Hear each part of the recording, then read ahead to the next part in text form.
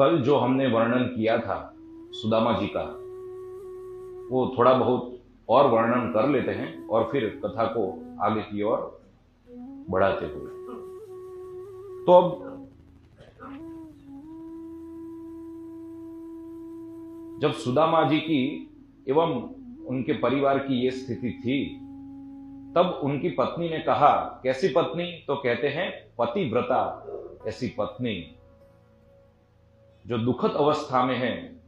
उन्होंने व्यथित होते हुए कहा कि साक्षात लक्ष्मीपति भगवान, साक्षात लक्ष्मीपति भगवान वो आपके मित्र हैं और अभी द्वारकाधीश में यादव लोगों के स्वामी हैं। तो वो ब्रह्मण्यश्च ब्राह्मणों की रक्षा करने वाले, शरण्यश्च शरणागत वत्सल, और भगवान सातपथ ऋषभ भक्तवांछा कल्पतरु, भक्तों की इच्छा को पूर्ण करने वाले, उनके मनोरथ को पूर्ण करने वाले हैं। और कहते हैं साधु नाम च परायणम, जो साधु पुरुष है, सत्पुरुष है, उनके एकमात्र आश्रय ऐसे भगवान आपकी मनोकामनाओं को पूर्ण करेंगे। अब यहां पे देखो, उनकी पत्नी भी ये विषय में जानती थी। कौन से विषय में? वो कह रहे हैं जब उनके पास आप जाओगे तो कहते हैं उनसे, वो भगवान का स्वभाव ऐसा है, वो इतने उदार है, यदि उनके पास जाकर याचक यदि कामना करे तो वो अपने आप को भी दे डालते हैं, अपना भी दान कर देते हैं। इसका अर्थ कहते हैं स्मरतः पाद कमलम आत्मा नमपि यच्छति, आत्मा मांगे तो आत्मा भी दे देते हैं। इसका अर्थ क्या हुआ? क्या भगवान अपने आप को देना अर्थ क्या हुआ? कहने का अर्थ हुआ, यदि कोई भक्त अधिकारी है, तपश्चर्या करने वाला है और तब से प्रसन्न किया है, भगवान के भजन से प्रसन्न किया है, तो आपने देखा होगा कई जगह पे ऐसे तीर्थ है जहां पे भगवान साक्षात अपने स्वरूप से, प्रकट स्वरूप से वहां पे उपस्थित होते हैं। कहते हैं कि मैं आऊंगा, जैसे कि राजा बलि साक्षात पाताल लोक में है, और कई जगह पर ऐसे भगवान के भक्त हुए जहां पे भगवान भक्त को वशीभूत होकर वहां पे विराजमान है। और दूसरा अर्थ तो कहते हैं अपने आत्मस्वरूप का दान, अपने आत्मस्वरूप का दान, अर्थात ज्ञान योग से अपने आत्मस्वरूप का दान करते हैं, भक्ति योग से भी अपने आत्मस्वरूप का ज्ञान करा देते हैं कि मेरा सच्चा स्वरूप तो ये है, सच्चिदानंद घन परमात्मा, जो मैं सर्वत्र व्याप्त हूं, कोई एक विशेष मूर्ति में ही मैं स्थित नहीं होता, मैं सर्वत्र व्याप्त हूं। तो जो उनका जो वेद में जो स्वरूप निरूपण किया गया है, वो स्वरूप के विषय में भी भगवान उस भक्त को अपना स्वरूप ज्ञान कराते हुए सब कुछ दे देते हैं। तो यहां पर यही बात हुई और कहते हैं कि आप जाओ। अब देखो, जो महापुरुष होते हैं, जो भगवान के सच्चे भक्त होते हैं, वो क्या करते हैं? विपरीत परिस्थिति में भी अपनी अनुकूलता ढूंढ लेते हैं। अब यहां पे सुदामा जी ने देखा कि ये तो बार बार कह रही है, तो कुछ तो करना ही पड़ेगा, जाना ही पड़ेगा। तो क्या करे? तो कहते हैं अयम ही परमो लाभ उत्तम श्लोक दर्शनम, उत्तम श्लोक दर्शनम, यदि मैं वहां जाता हूं तो मुझे भगवान श्री कृष्णचंद्र के साक्षात दर्शन होंगे। मुझे तो वहां जाकर किसी भी प्रकार की कामना नहीं करनी है, मुझे तो कुछ भी नहीं चाहिए, क्योंकि सुदामा जी जो है वो निष्काम भक्ति, भगवान से कुछ भी नहीं चाहिए, और अपने भगवान को वो सखा भी मानते हैं, भगवान को सखा भी मानते हैं, अर्थात सख्य भक्ति और साथ में निष्काम भक्ति, कुछ भी नहीं चाहिए। उन्होंने तो यहां तक अपनी पत्नी को कहा कि देखो, भगवान से यदि मांगते हैं ना, तो प्रेम में क्या होता है, यदि आप मांगते तो हो, तो मांगने के बाद भगवान दे तो देंगे, लेकिन फिर वो प्रेम नहीं रहता, फिर वो प्रेम नहीं रहता। इसलिए मुझे तो प्रेम चाहिए, भगवान की भक्ति चाहिए, उनका वात्सल्य, उनका स्नेह चाहिए। मुझे ये धन नहीं चाहिए, उनको जो देना है वो देंगे, प्रारब्ध के अनुसार जो मिलता है वो मिलता रहेगा, ऐसी जिसकी निष्ठा है। फिर भी यहां पे कहते हैं कि पत्नी की जिद को वशीभूत होकर उन्होंने प्रयाण करने के लिए विचार किया। अब देखो, ऐसे ही तुकाराम जी का प्रसंग आता है, विपरीत परिस्थिति लेकिन अनुकूल कर देते हैं। कैसे? तो कहते हैं तुकाराम जी जो है वो गन्ना आता है ना, गन्ने का साठा बेचने के लिए गए। तो मार्ग में जहां जहां जाते वहां पे कोई ना कोई तो मिलता उनको, और उनमें वो परमात्मा के दर्शन करते। कोई दरिद्र मिल जाता, कोई भिक्षुक मिल जाता, कोई याचक मिल जाता, और कोई छोटे बच्चे मिल जाते। तो रास्ते में सबको बांटते बांटते चले। अब आजीविका थी जिस पर उनका व्यवहार चलता है, जीवन चलता है, और वो न देखकर सब में परमात्मा को वास्तविक स्वरूप से जो कहते हैं व्यावहारिक सत्य, उस व्यावहारिक सत्य से भी परे जाते हुए, व्यावहारिक सत्य से भी परे रहते हुए जिन्होंने व्यवहार किया, सब में परमात्मा को देखा। ऐसे तुकाराम जी के पास अब एक ही गन्ना बचा पूरे दिन में। अब शाम को आए तो पत्नी ने बोला, कल भोजन के लिए क्या व्यवस्था है, क्या कितने रुपए कमा के लाए? कहा कि मैंने तो सब बांट दिया, अब यही एक बचा है। यही एक बचा है? अच्छा है। उनके हाथ में से लिया और पीछे पीठ पर जोर से मारा, तो उस गन्ने के 2 टुकड़े हो गए। अब यहां पे तुकाराम जी चाहते थे तो क्या कर सकते थे, सामने 3-4 और लगा सकते हैं, क्योंकि पत्नी पति पर हाथ उठाती है, ये तो धर्म के विपरीत है, पाप है। लेकिन बड़े बड़े अपराधों को सहन करने वाले और बड़े बड़े अपराधों को भी जो क्षमा कर देते हैं, ऐसे विरक्त शिरोमणि, ऐसे संत तुकाराम जी, उन्होंने जो 2 भाग हुए थे गन्ने के, उसमें से एक अपने पास रखा और दूसरा भाग अपनी पत्नी को देते समय कहा कि ये तू रख, आज का भोजन ये पर्याप्त है, आज का भोजन पर्याप्त है। ऐसे परम, एक तू खा, एक मैं खाता। तो यहां पर भी जैसे तुकाराम जी ने अनुकूल ढूंढ लिया, यहां पर भी मेरे कृष्ण का मुझे दर्शन होने वाला है। तो बस फिर तो पत्नी को कहा, मैं जाऊं तो ऐसे थोड़ा जाऊं, खाली हाथ में जाना नहीं चाहता, मेरा मित्र है, मेरा सखा है, और द्वारिका का राजा भी है। अब देखो, भगवान कभी ब्राह्मण का खाएंगे? ब्राह्मण से वो चाहेंगे? नहीं चाहेंगे।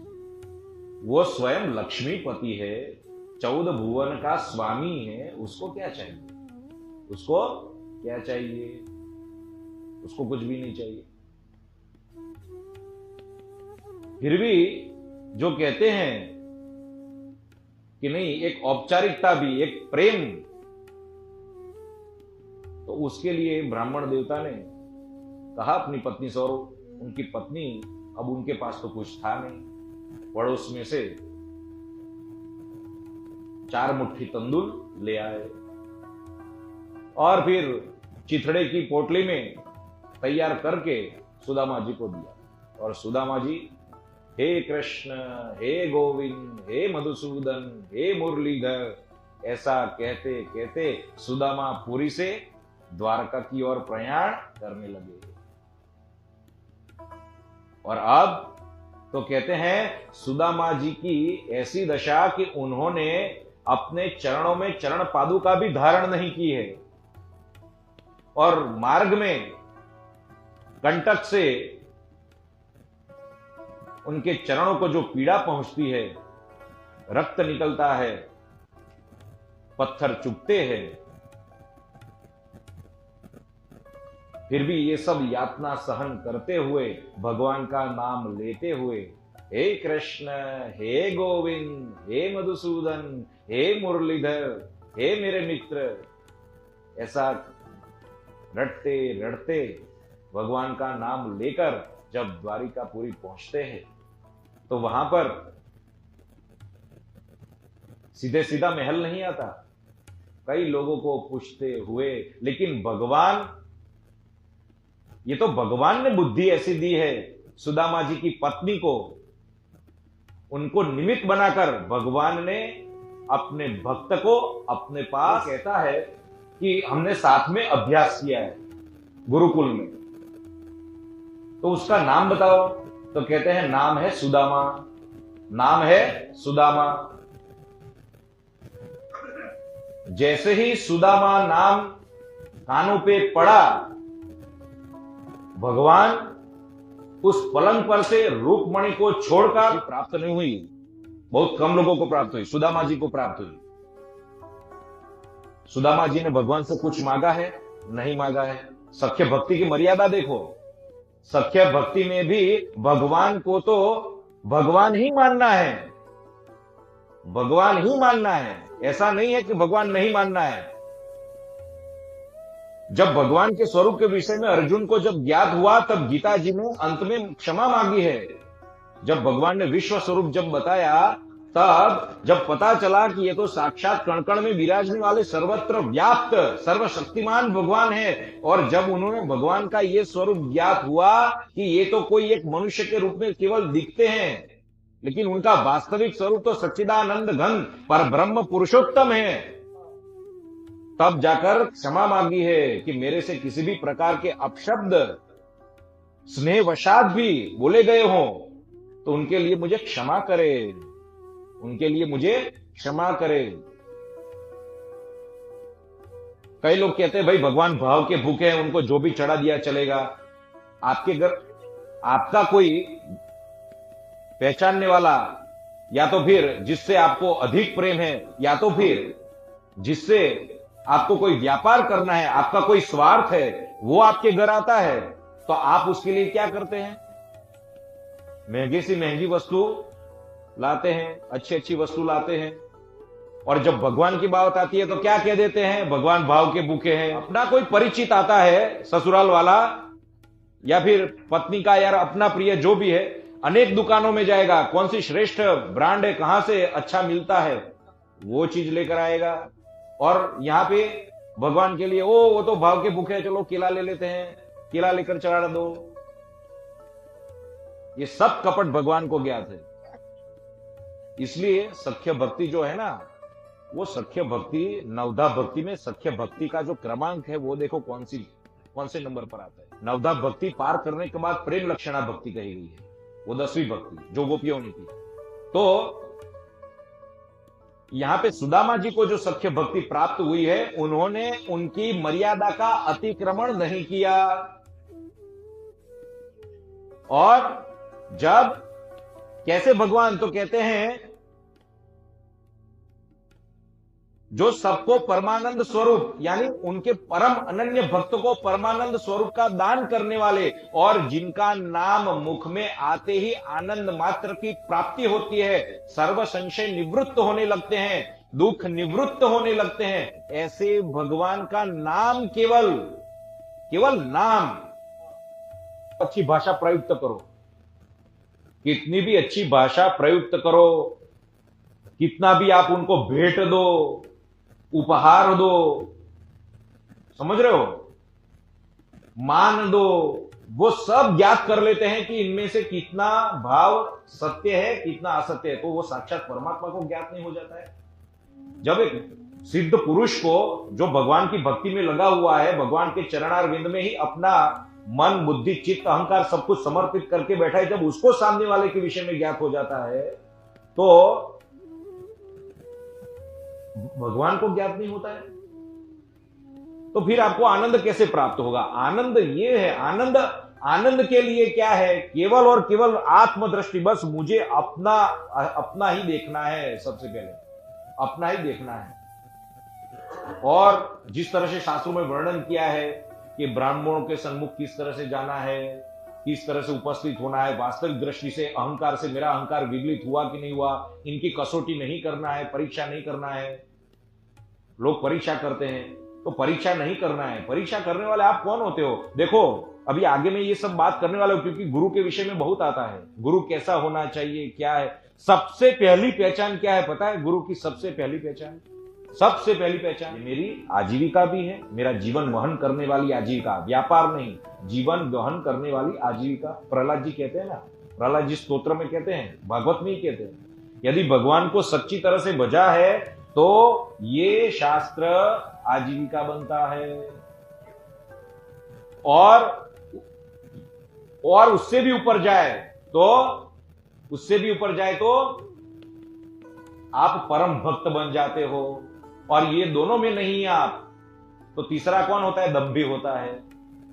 दंभी यानी बाहर दिखाता कुछ और है, अंदर कुछ और है, जो है वो नहीं दिखाता, जो है वो नहीं दिखाता। मैं यहां पे आपको बड़ी बड़ी बातें करूं और कहूं भाई मैं तो विषयों से परे हूं, मैं ये हूं, ये हूं, ये हूं, और हो कुछ और, तो वो क्या है? कपटीपना है, दंभपना है।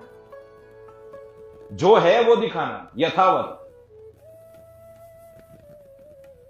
उसका अर्थ पता चला? जब आप दंभ नहीं कर रहे हो, उसका अर्थ ये हुआ आपको ज्ञात है कि कण कण में भगवान है, सभी जगह पे भगवान है, और उस भगवान की आज्ञा को आपने पालन किया, और भगवान को ऐसे लोग प्रिय हैं।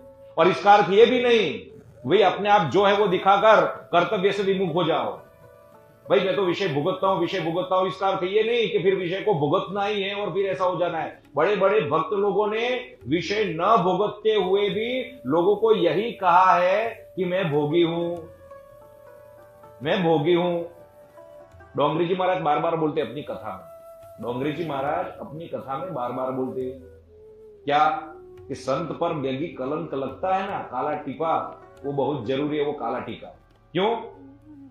कि यशोदा मैया अपने बालक श्री कृष्ण को अन्यों की नजर से बचाने के लिए, कुदृष्टि से बचाने के लिए काला टीका करती है। उसी प्रकार संतों पर जब भी काला टीका लगता है ना, तो वो एक आभूषण बन जाता है उनके लिए, उनके लिए एक आभूषण बन जाता है। भाई मधुमक्खी बहुत इकट्ठी हो जाए फिर क्या हालत होती है? इसलिए एकांत ही अच्छा है प्रभु, जितना हो सके इतना। मन में तो मनुष्य को एकांत ही रहना है, भीड़ हो या ना हो, उसको अपनी भाषा जो है शास्त्रीय भाषा रखनी चाहिए, ये मर्यादा। तब यहां पे अब कहते हैं